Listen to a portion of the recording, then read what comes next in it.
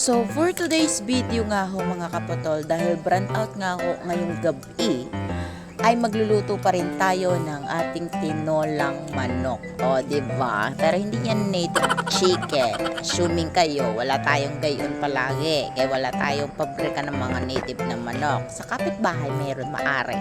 Nagpadapog na rin nga ako dito bago nga tayo magsalang ng ating native na manok. Dahil nga nakapag hiwa-hiwa na rin ho ako ng mga papaya. Tapos, eto nga ang anak ko naman talaga naman ay kanya hong akay sa akin kasi sobrang dilim. Kinuha ko na rin itong aring kaldero na napakaputi bago ko nga nahugasan ay isasalang ko nga ako talaga naman. Ang kulit. Isasalang na nga ako talaga natin. Ayun na nga, sinalang ko na nga ang aray. Napakahirap din talaga hawakan kapag ang isang kamay ay may hawak ng phone tapos ang isang kamay laang ang naghahawak ng kaldero ay para naman may kamay ay hindi nga ako talaga naman mahihirapan tayo. Sinalang ko na nga, pinainit at nilagyan ko na nga ng baby oil bago nga tayo makapag-isa na nga ako tayo ng ating sibuyas, bawang at luya. Na sinasabi na nga ako ng mga tao na hindi ko nga daw binabalatan ang mga sibuyas, bawang at luya. Aha, hindi ko talaga binabalatan ang luya at bawang tsaka sibuyas. Bakit? Dahil nangihinayang ako sa maliit at napakamahal na sibuyas at luya at bawang! Charis! Oh, paminsan-minsan, manipis din talaga yung aking pagbabalat ng sibuyas. So, aminado ako doon mga kapatol. Tapos yung luya, huhugasan ko lang yan at kikiskisin ng konti. Pwede na yan. Ewan ko ba? Hindi naman sa dugyot ang pagluluto. Pero strategy ko kasi yun. Kasi parang yung lasa kasi, parang feeling ko walang-wala na siyang lasa kapag binalatan mo ng tudong-tudong-tudo. Ganon. Hihiwa-hiwain, kukus-kus-kusin.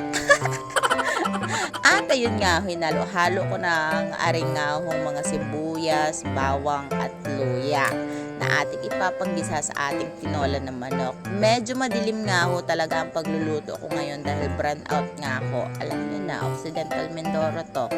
Huy, wag na kayong magtaka. Basta Occidental Mindoro, konting ulan, brand out. Ganon! At isinunod ko na rin talaga ang aring karne ng manok na nabili natin kanina sa palengke. Worth of 100 pesos lang yan. Sabi ko nga ho doon sa may talagang nagtitinda ay pwede hong mix. May ribs, may pakpak, at may chicken na hita. Gana! Tapos sinamahan nyo na laang din talaga ng buto. Ay hindi ko nga ho talaga makapaniwala na bakit gayon. Buto pala yung binigay niya sa akin. Paano naman kami magkakasya niyan? Sa bagay, pampalasa lang talaga. Ang hangad din talaga namin dito ay papaya laang na kinuha kay Mother Earth. O, diba? Nilagyan ko na rin talaga dito ng sabaw para nga makapagpakulo na tayo ng ating manok na tinola.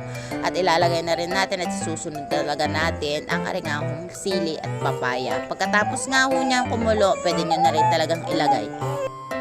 Pasensya na kayo at maingay din talaga ang aking katabi. Hindi na tumigil-tigil sa kakadikit sa akin ay alam nyo naman, ina.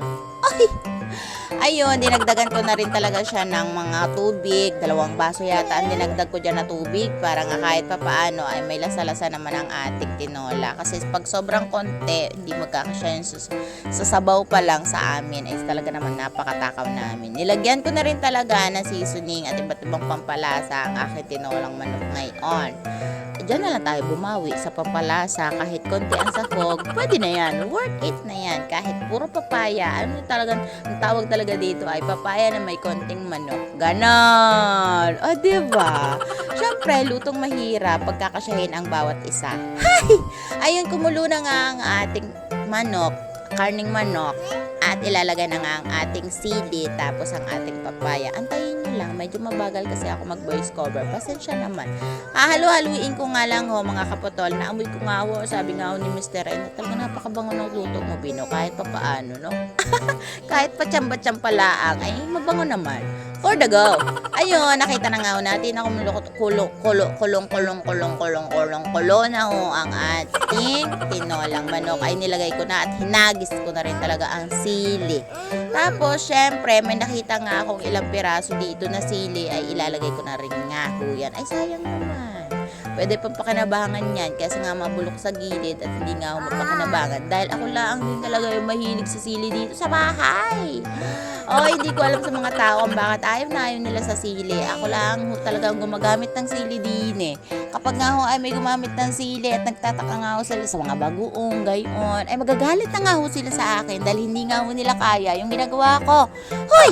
Ayun, nilagay ko na rin talaga ang ating papaya. Sabi ko nga ho kay mister ay hindi nahuhugasan kasi nga ho, ang papaya nga ho mga kapotol, kapag hinugasan mo yan, yung maglalagay siya ng mga tubig-tubig sa kanyang katawan. Pero hindi nga na naman pumayag si mister ay akin na nga rin ho talagang hinugasan dahil sabi niya nga medyo makati nga daw or mapait ang papaya kapag hindi nga ho hinugasan bago ito isala. Pati yan. Ayun, dinagdagan ko na naman ulit ang paulit-ulit ang ating tinola sa tubig. Siyempre, bibigyan ko sila mama kaya hindi talaga magkakasya yung 2 baso at nilagyan ko na rin talaga ng asin kasi parang feeling ko matabak. Dahil nga, sisigbiin ko na din talaga ang sarili ko, ay dinamihan ko na ang magic sarap. Diba? Tapos, aantayin din talaga natin yan na kumulo at pwede na nga huyang hunguin at makakakain na nga ho tayo ng hapunan. Dahil umulan-ulan mga kapotol, ay eto din talaga yung naisip kong hapunan namin. Para nga kahit papaano ay makasurvive din talaga kami. Kahit papaya nga lang ay pwede na. Diba?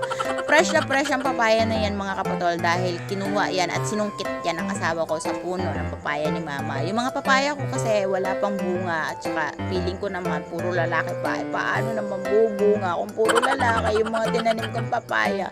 7 pa naman sila. Tapos puro lalaki. Ay paano nga ho yung bubunga?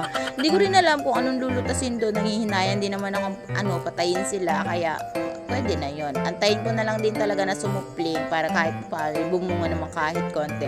Nakita nga ho talaga natin na kulo na nga, tapos luto na nga ang ating papayang tinola, tapos manok na konti. Yung ang tawag talaga dito is papaya na may konting manok ay luto na nga at pwede na nga ho talaga tayong kumain mga kapotol. So for today's video ay maraming salamat sa panonood, sa pag-share ng aking munting vlog. Ay tara ho! Ano pang hinihintay natin? Ay kain na tayo. Ayun, nilagyan ko na naman talaga dito ng asin kasi feeling ko matabang nung nilagyan ko siya ng 1 basong tubig. Bye! Kensan ni!